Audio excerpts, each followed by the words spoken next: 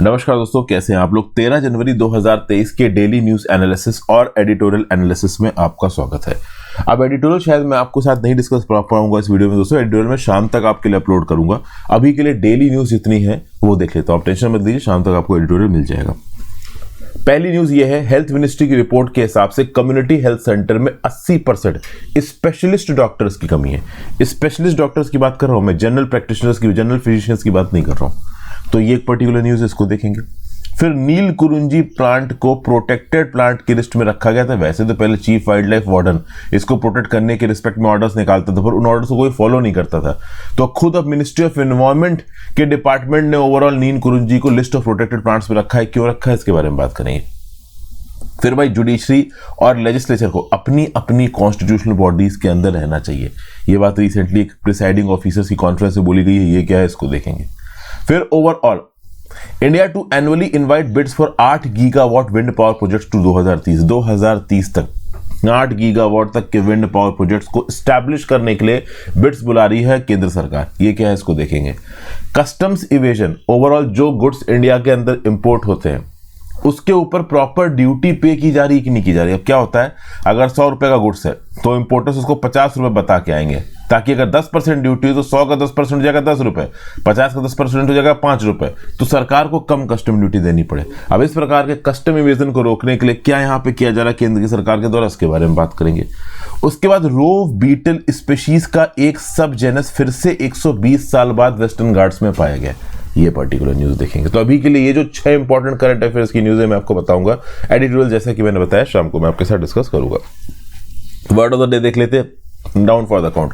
Down for the count मतलब थका हुआ, गिविंग अप, अनएबल्ड और unwilling to participate any longer.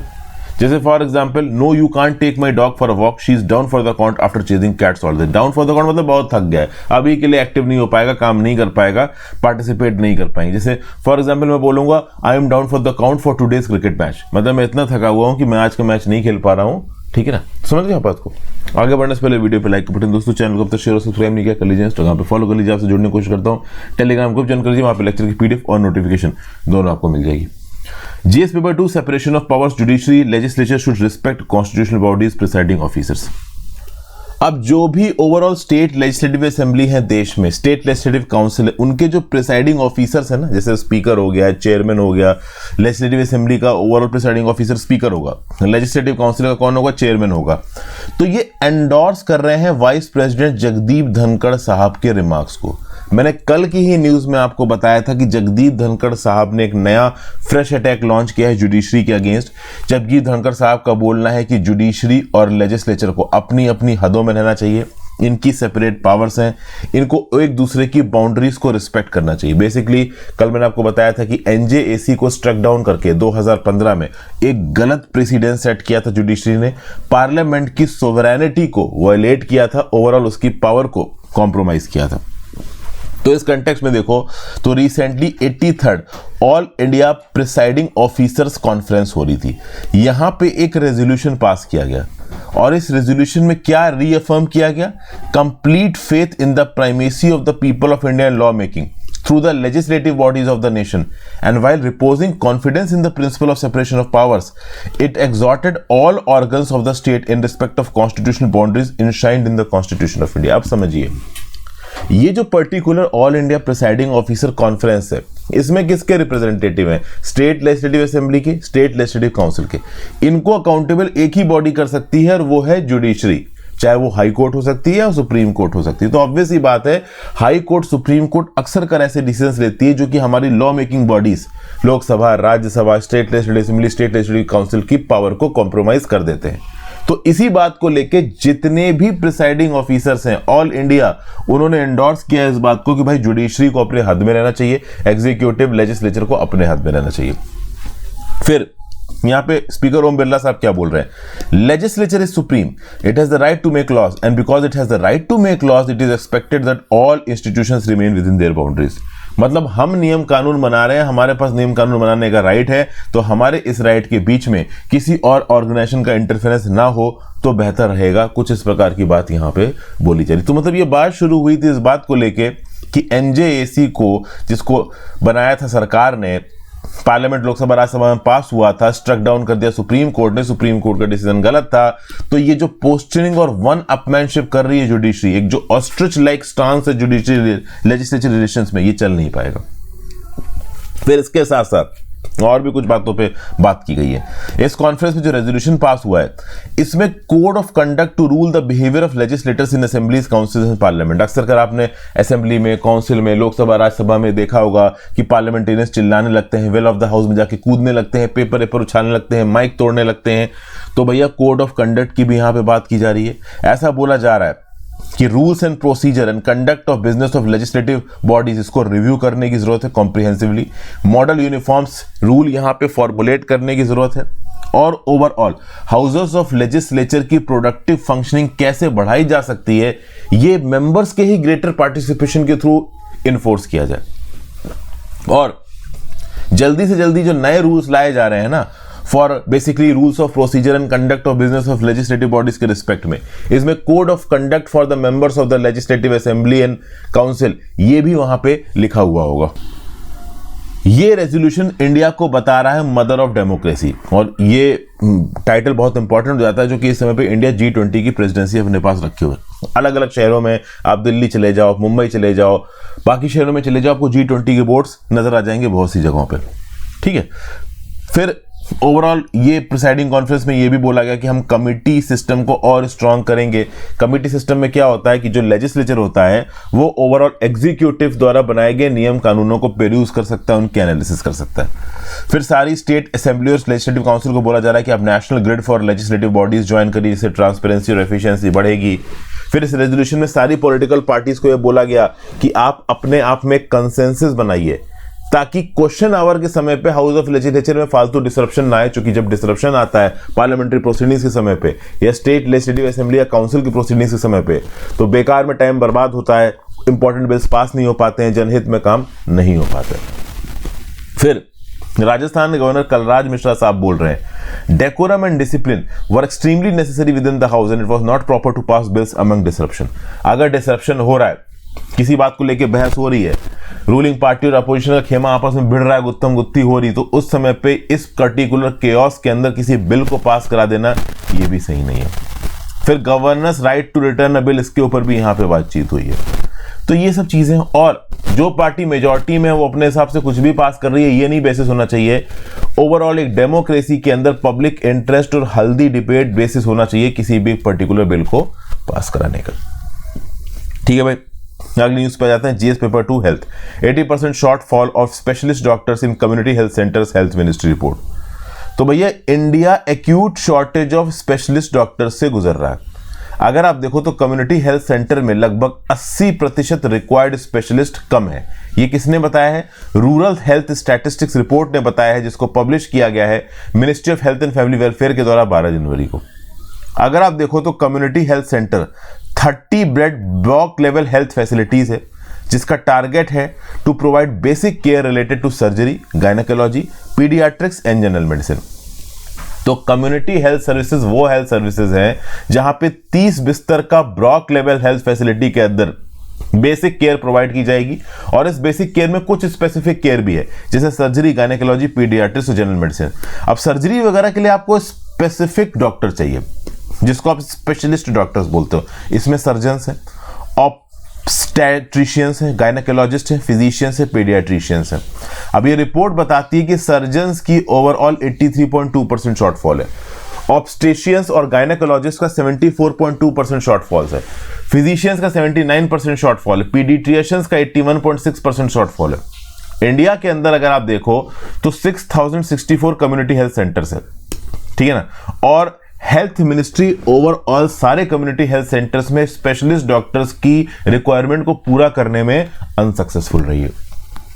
तो अगर आप देखें तो 2005 में कम्युनिटी हेल्थ सेंटर्स में total number of specialist doctors थे 3550, जो कि 2022 तक पहुंच गए 4485। There is an increment of 25%। लेकिन प्रॉब्लम यह है कि उसके साथ साथ भारत की आबादी और number of community health centres भी बहुत तेजी से बढ़ रहे हैं। तो जितनी तेजी से स्पेशलिस्ट डॉक्टर बढ़े हैं, उतनी तेजी से आप कह लो हमारी आबादी भी बड़ी है और रिक्वायरमेंट भी बड़ी है, हेल्थ वगैरह की अवेयरनेस भी बड़ी है, तो उस कंटेक्स्ट में अगर आप देखो तो भले ही कम्युनिटी हेल्थ सेंटर में स्पेशलिस्ट डॉक्टर्स का नंबर बढ़ा है, बट प्रॉब्लम अभी भी रिजॉल्व नहीं है। रिक्वायरमेंट स्पेशलिस्ट डॉक्टर्स की कम्युनिटी हेल्थ सेंटर में बढ़ी है 63.8% और ओवरऑल उनका एक्चुअल नंबर बना है 26.3%। तो स्पेशलिस्ट डॉक्टर्स की कमी तो देखो यहां पे है, उसके साथ साथ देखिए फंड्स की भी कमी है। हर कम्युनिटी हेल्थ सर्विस में सेंटर में ओवरऑल हेल्थ सर्विसेज प्रोवाइड करने के लिए पैसा चाहिए, सपोर्ट सर्विसेज के लिए, आउटसोर्सिंग के लिए, दवाइयों के लिए पैसा चाहिए। उसके साथ साथ जो नर्सिंग स्टाफ होता है, जो बैक एंड सपोर्ट होता है, असिस्टिव सपोर्ट होता है टू अ डॉक्टर, उसकी भी यहां पे कमी है। नर्सिंग ऑर्डरलीज को प्रॉपर तरीके से ट्रेन करने की जरूरत है। कम्युनिटी हेल्थ सेंटर में मान लो कोई स्पेशलिस्ट डॉक्टर सर्जन पहुंच भी जाता है, वो सर्जन जब सर्जरी करेगा तो उसको असिस्ट करने के लिए साथ में प्रॉपर नर्सिंग ऑर्डरलीज भी होनी चाहिए, वो भी इस समय पे शॉर्टफॉल में है। इनफैक्ट अगर आप देखो तो shortfall of female health workers and auxiliary nursing midwives देखने को मिला है। इनफैक्ट प्राइमरी हेल्थ सेंटर और सब सेंटर्स में 14.4% सीटें और female health workers and auxiliary nursing midwives खाली पड़ी हुई हैं। तो इससे ओवरऑल पता चल रहा है कि जो हेल्थ इंफ्रास्ट्रक्चर है on the level of community health centre and primary health centre, ये काफी हद तक इनएडिक्वेट है। इसको बहुत प्रायोरिटी बेसिस पे रिजॉल्व करना जरूरी है।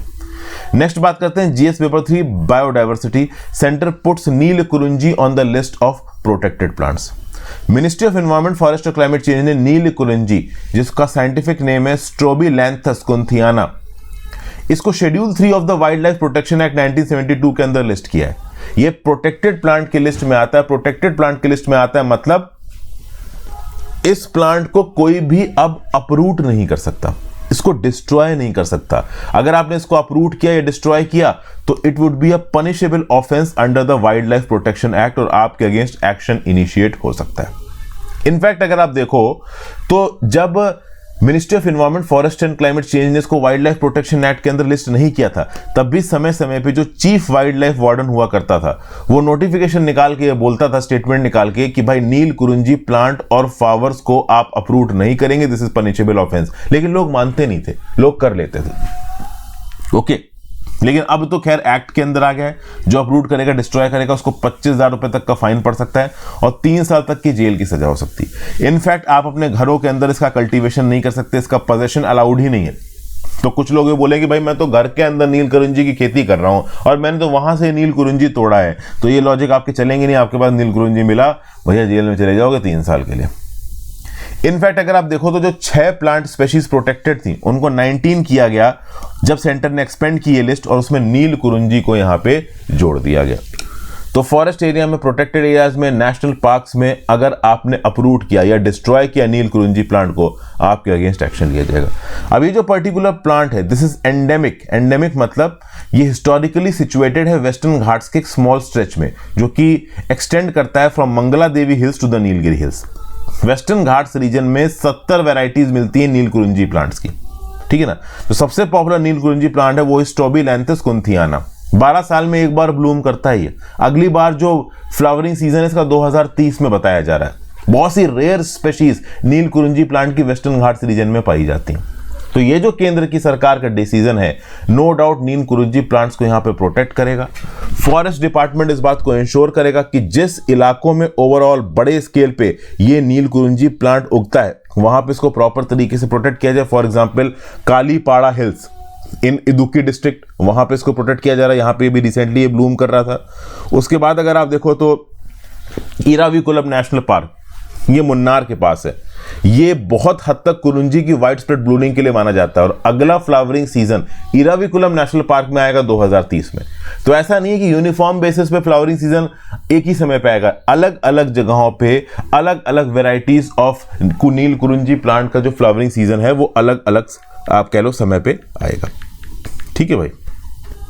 फिर एक क्वेश्चन ये उठता है कि अगर नीलकुरिंजी प्लांट को इतना ही बचा रही है सरकार, मिनिस्ट्री ऑफ एनवायरमेंट फॉरेस्ट, तो इसका मतलब क्या यूज है, इसका ओवरऑल ऑब्जेक्टिव क्या होता है इसका? तो देखिए इसकी ऑर्नामेंटल और मेडिसिनल प्रॉपर्टीज होती हैं। इस पर्टिकुलर प्लांट से बनी हुई दवाइयों से acute respiratory inflammation, stomach elements, rheumatism, bacterial, viral और फंगल इन्फेक्शंस को सॉल्व किया जा सकता है। इनफैक्ट बहुत सारी कैंसर की, आर्थराइटिक की, इन्फ्लेमेटरी, डायबिटिक, कैंसर, एंसियोलिटिक, इस तरीके की दवाइयों में, लैक्सेटिव दवाइयों में इसका इस्तेमाल किया जाता है। तो मतलब फार्मास्यूटिकल आप कह लो यूजेज भी इस पर्टिकुलर दवाई का बहुत, मतलब इस पर्टिकुलर प्लांट का बहुत हद तक है, इसीलिए इसको यहाँ पे प्रोटेक्ट कर रही है केंद्र की सरकार फ्रॉम एक्सेसिव यूज। फाइनली बात करते हैं वाइल्ड लाइफ प्रोटेक्शन एक्ट की। ये एक्ट प्रोवाइड करता है protection for countries wild life animals, birds and plant species, तीनों को प्रोटेक्शन ये प्रोवाइड करता है। ठीक है भाई, अगर आप देखो तो इस एक्ट में लिस्टेड स्पीशीज है, एनिमल्स की, बर्ड्स की, प्लांट्स की। इन लिस्टेड स्पीशीज को बचाना सरकार की रिस्पॉन्सिबिलिटी, और जो भी इन लिस्टेड स्पीशीज को नुकसान पहुंचाएगा सरकार उसके अगेंस्ट एक्शन लेगी। इस particular wild life protection act के थ्रू एक नेटवर्क बनाया जाया गया है इकोलॉजिकली इंपॉर्टेंट प्रोटेक्टेड एरियाज का। ये जो वाइल्ड लाइफ आप कह लो सेंचुरीज है, नेशनल पार्क है, ये सब किसके अंदर बनाई गई है? वाइल्ड लाइफ प्रोटेक्शन एक्ट 1972 के अंदर। तो भाई wild life wardens, wild life advisory boards, इनकी पावर्स, ड्यूटीज, ये सब भी वाइल्ड लाइफ प्रोटेक्शन एक्ट के प्रोविजंस के तहत ही बनाई गई हैं। इस वाइल्ड लाइफ प्रोटेक्शन एक्ट को लाने के चलते ही इंडिया मेंबर बन गया साइट्स का, मतलब convention on international trade in endangered species of wild flora and fauna का। साइट्स एक मल्टीलैटरल ट्रीटी है जिसका ऑब्जेक्टिव है पूरी दुनिया में एंडेंजर्ड एनिमल्स और प्लांट्स को प्रोटेक्ट करना।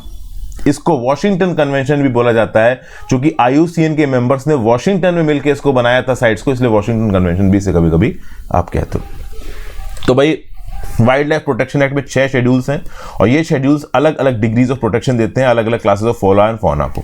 जो शेड्यूल 1 और शेड्यूल 2 है ये एब्सोल्यूट प्रोटेक्शन देता है। शेड्यूल 1 और शेड्यूल 2 में जो भी प्लांट्स एनिमल्स जगह पाते हैं उनको हंट करना, उनको नुकसान पहुंचाना, उनको अपरूट करना, ये प्रोहिबिटेड है। अगर आपने किया आपके खिलाफ एक्शन लिया जाएगा। इन इस शेड्यूल्स में वो स्पेशीज भी लिखी हुई हैं जिनकी हंटिंग की जा सकती है, जिनको मारा जा सकता है। इसी वाइल्ड लाइफ प्रोटेक्शन एक्ट के अंदर बनाई गई एक बॉडी जिसका नाम है national board for wild life. National board for wild life एक एडवाइजरी बॉडी है जो कि केंद्र की सरकार को एडवाइस देती है on the issues of wild life conservation. ये एक एपेक्स बॉडी है जो कि वाइल्ड लाइफ से रिलेटेड, नेशनल पार्क और सेंचुरी से रिलेटेड सारे मैटर्स को रिव्यू करती है, अप्रूव करती है। जो चीफ फंक्शन है national board for wild life का वो है promote the conservation and development of wild life and forest. इसको चेयर करते हैं national board for wild life को प्राइम मिनिस्टर। आप इससे समझ सकते हो कि कितनी इंपॉर्टेंट बॉडी है ये। Next GS paper 3 energy, India to annually invite bids for 8 gigawatt wind power projects to 2030 government order. तो भैया देखिए 2023 से लेकर 2030 तक हर साल 8 गीगावाट के विंड पावर प्रोजेक्ट्स के बिड्स को इनवाइट करेगी सरकार एक नए ऑक्शन प्रोसेस के तहत। ऐसा बताया है ministry of new and renewable energy के एक नोटिफिकेशन ने। तो 2023 से 2030 तक हो गए 8 साल, और हर साल 8 गीगावाट के विंड पावर प्रोजेक्ट्स की बिडिंग होगी। तो 64 गीगावाट यहां पे सरकार का टारगेट है विंड पावर प्रोजेक्ट्स को बनाया जाए। अब आप बोलोगे सर बिडिंग में होगा क्या? तो बिडिंग में बेसिकली ओवरऑल सरकार की तरफ से कुछ इंसेंटिव मिलेगा विंड पावर प्लांट को सेटअप करने का, और जो भी पार्टी यहां पे विंड पावर प्लांट सेटअप कर रही है वो अपना इनिशियल एस्टिमेट बताएगी, खर्चा बताएगी कि भाई इसको बनाने में इतना समय लगने वाला है, और बनने के बाद विंड पावर हम इतने रुपए प्रति यूनिट में आपको बेचेंगे। ठीक है ना? तो इस कंटेक्स्ट में देखो तो ये जो प्रोजेक्ट्स के थ्रू पावर जनरेट होगी इनको पूल किया जाएगा एक कॉमन पूल में, और फिर जो प्रोक्योरर्स हैं, जो इलेक्ट्रिसिटी खरीदने वाले लोग हैं, उनको पूल्ड टैरिफ के तहत इसको बेचा जाएगा। किसी भी 8 विंडी स्टेट्स में 2 गीगावाट से ज्यादा का आप कह लो इंस्टॉलेशन एक साल के अंदर नहीं होगा। ठीक है ना? Cumulative capacity to installed in any of the 8 windy states will not be more than 2 gigawatts in one particular year. ठीक है? जो solar energy corporation of India SECI वो मैक्सिमम और मिनिमम साइज बिड का डिसाइड करेगी renewable energy purchase obligation को पूरा करने के लिए। देखिए समझिए, अभी के लिए जब 2022 में बिडिंग हुई तो जो लोअर टैरिफ डिस्फर किया गया था ना वो था 2.84 रुपीज पर यूनिट। मतलब जो भी विंड पावर बनाने वाले लोग थे उन्होंने बोला कि जब हमारा विंड पावर प्रोजेक्ट बन जाएगा तो हम 2.84 रुपए में 1 यूनिट इलेक्ट्रिसिटी बेचेंगे। अब आपको ये बात बहुत अच्छी तरीके से पता है कि 2.84 रुपीज पर यूनिट ये बहुत ज्यादा कम है, और रेन्यूएबल एनर्जी में ये माना जा रहा है कि शुरुआत में इससे जो पावर निकल के आ रही है वो बहुत महंगी है।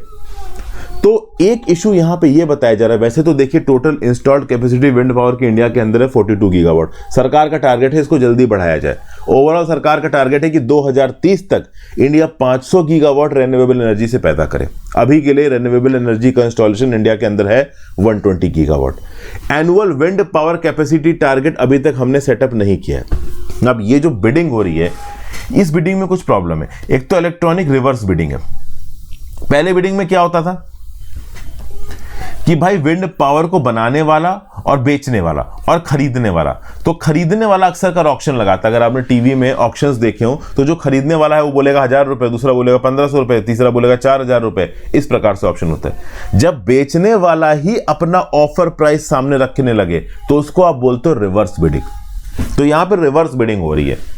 तो जो विंड पावर प्रोजेक्ट सेटअप करने वाले प्लेयर्स हैं वो सोचते हैं कि अगर हम आर्टिफिशियली कम दामों पे अगर विंड पावर हम ओवरऑल ऑफर करेंगे तो हमें जल्दी इंसेंटिव मिल जाएगा या कॉन्ट्रैक्ट मिलने के चांस होंगे। लेकिन इसके चलते कभी कभी इतने कम दाम पे ओवरऑल प्रोजेक्ट एग्जीक्यूट होता है ना कि लॉन्गर टर्म में वो सस्टेनेबल ही नहीं रह पाता है। प्राइसेस की आर्टिफिशियल लोवरिंग हो जाती है और लॉन्ग टर्म में फिर कोई एडेड कॉस्ट आ जाएगी इंफ्रास्ट्रक्चर की, फिर वो पर्टिकुलर मैन्युफैक्चरर बीच में उस विंड पावर के इंस्टॉलेशन को छोड़ देगा, तो वो अपने आप में डिफीटिंग प्रोसेस हो जाता है। हमें वो भी नहीं चाहिए।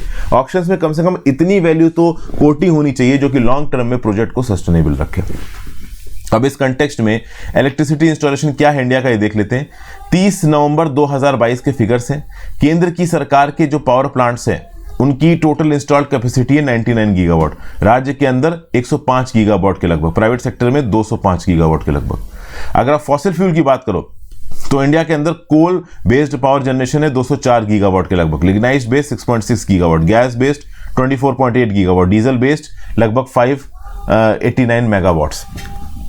उसके आगे रेन्यूएबल एनर्जी की बात करो तो हाइड्रो बेस्ड रेन्यूएबल एनर्जी है 46.8 गीगावाट, विंड सोलर पावर मिला के है, बाकी रेन्यूएबल एनर्जी मिला के है लगभग 120 गीगावाट, जिसमें से विंड है 42 गीगावाट के लगभग, सोलर एनर्जी है 62 गीगावाट के लगभग। न्यूक्लियर अभी भी काफी कम चल रहा है इंडिया के अंदर 6.78 गीगावाट को लेके। दुनिया भर में जो डिजास्टर्स हुए हैं फ्यूकुशिमा वगैरह को देख लो तो उसके बाद से न्यूक्लियर पावर को थोड़ा कम या धीरे पुश मिल रहा है इंडिया के अंदर। हालांकि ऐसा नहीं कि न्यूक्लियर पावर रुकी हुई है, इंस्टॉलेशन चल रहा है, बट कहीं ना कहीं लोगों के अंदर अप्रीहेंशन है, सरकार के अंदर अप्रीहेंशन है कि कितने बड़े स्केल पे हम न्यूक्लियर पावर प्लांट्स बनाएं, और टेक्नोलॉजी भी हमारे पास लिमिटेड है। फिर अगली news, new rules to scan items of with the history of customs evasion GS two government policies. भाई देखिए, कुछ इंपोर्टर्स ऐसे हैं जो इस तरीके के आइटम्स को इंपोर्ट करते हैं इंडिया के अंदर जिनकी हिस्ट्री है कस्टम ड्यूटी इवेजन की। मतलब ओवरऑल वो जबरदस्ती गुड्स को अंडर वैल्यू करके लाते हैं और सरकार को कस्टम ड्यूटी कम देते हैं। इसके चलते अगर आप देखोगे तो जो चाइना ट्रेड डाटा प्रोवाइड करता है, जो इंडिया ट्रेड डाटा प्रोवाइड करता है, उसमें डिफरेंस है। फॉर एग्जाम्पल अगर आप देखो तो 2022 के पहले 9 मंथ्स में इंडिया चाइना के बीच में जो बायलेटरल ट्रेड हुआ, चाइना ने बोला $103 मिलियन का बायलेटरल ट्रेड हुआ, इंडिया ने बोला यार $91 बिलियन का बायलेटरल ट्रेड हुआ। तो ये कैसे हो सकता है, इंडिया अलग फिगर दे रहा है, चाइना अलग फिगर दे रहा है, ट्रेड तो दोनों कंट्रीज के बीच में हो रहा है ना। तो इसके चलते एक मोडस ऑपरेंडी क्रैक की जा रही है। क्या होता है, मान लो चाइना से आपने बैग इंपोर्ट किया इंडिया के अंदर, और इंडियन जो इंपोर्टर है उसने सरकार को डिक्लेयर किया कि भाई ये जो बैग हैं ये 1 लाख रुपए के, और 1 लाख रुपए के ऊपर ड्यूटी भर दी इंडियन इंपोर्टर ने, बट एक्चुअली में ये बैग 1.5 लाख रुपए के थे। तो वो इंडियन इंपोर्टर ने 1.5 लाख की चीज को 1 लाख इसलिए कर दिया क्योंकि कम कस्टम ड्यूटी देनी पड़े। तो सवाल ये उठेगा कि गवर्नमेंट रिकॉर्ड में ओवरऑल 1 लाख रिकॉर्ड हुआ है, तो आरबीआई के मैकेनिज्म के हिसाब से ये इंडियन इंपोर्टर बाहर 1 लाख रुपए ही भेज सकता है, लेकिन चाइना वालों ने तो 1.5 लाख में बेचा है ना, तो एक्स्ट्रा 50,000 कैसे मिलेंगे चाइना वालों को? तो वो हवाला के मैकेनिज्म के थ्रू पहुंचा दिए जाते हैं चाइना के अंदर। ये पूरा का पूरा गेम चलता है। तो आप कम डिक्लेयर करो इंपोर्टेड गुड्स की वैल्यू, उसके ऊपर कम ड्यूटी भरो, और जितना एक्स्ट्रा पैसा है वो चाइना के एक्सपोर्टर के पास हवाला के मैकेनिज्म के थ्रू पहुंचा दो। इसीलिए अगर आप देखो तो चाइना का जो बायलेटरल ट्रेड का डाटा है वो इंडिया के बायलेटरल ट्रेड के डाटा से अलग होता है। अब ये मोडस ऑपरेंडी ऐसा नहीं है कि सरकार को पता नहीं है, और इसी को रोकने के लिए central board of indirect taxes ने 2 कमेटी बनाई है।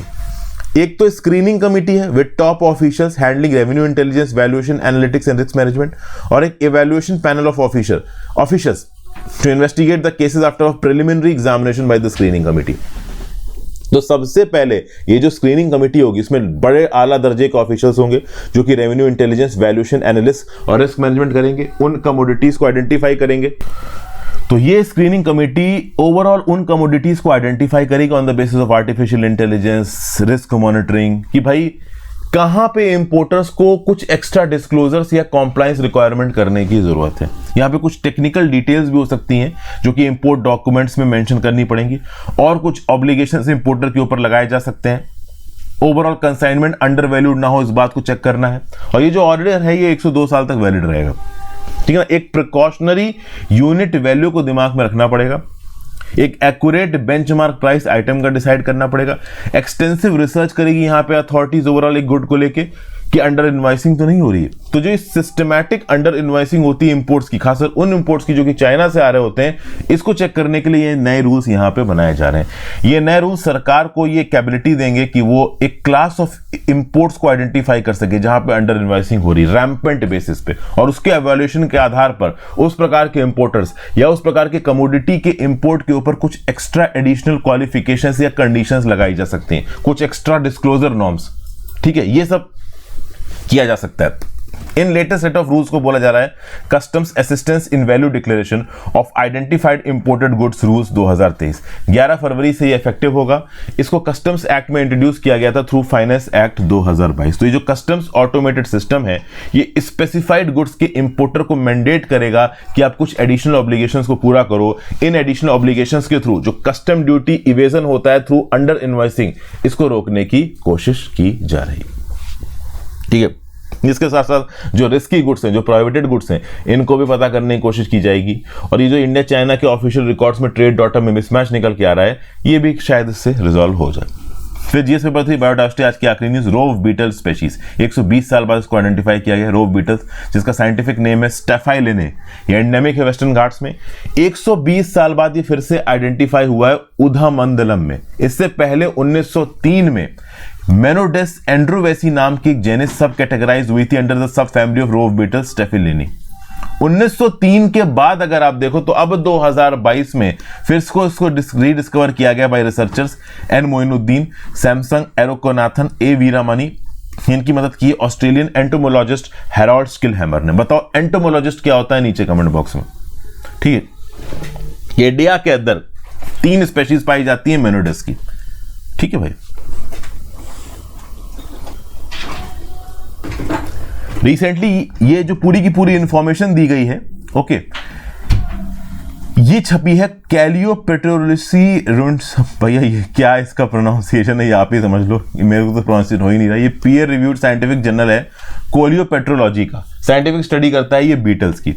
ओवरऑल इस पर्टिकुलर स्टडी में टाइटल दिया गया है रीडिस्कवरी ऑफ मेनोडेस एंड्रोवेसी 1903 more than a century after description.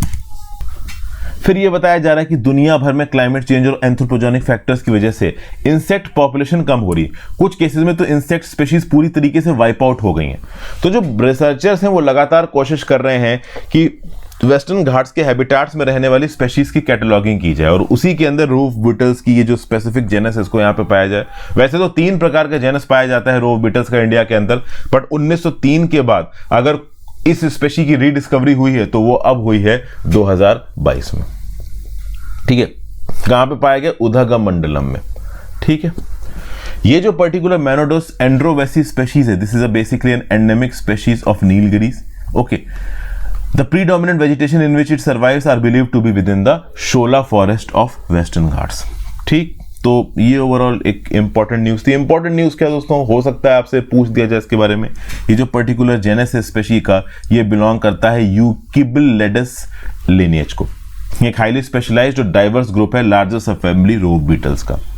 तो ओवरऑल मेनोडेस एंड्रोवेसी ये कुछ शब्द हैं, वेस्टर्न घाट्स, यूकिबिलिडस लिनिएज, रोव बीटल्स की सब स्पेशी, ये हल्का फुल्का अपने दिमाग में रखिएगा। अगर एमसीक्यू में आ गया तो मोस्ट प्रॉब्ली आप इसका जवाब दे पाओगे। एडिटोरियल में शाम तक आपको बताऊंगा। Thank you for watching friends, have a great day.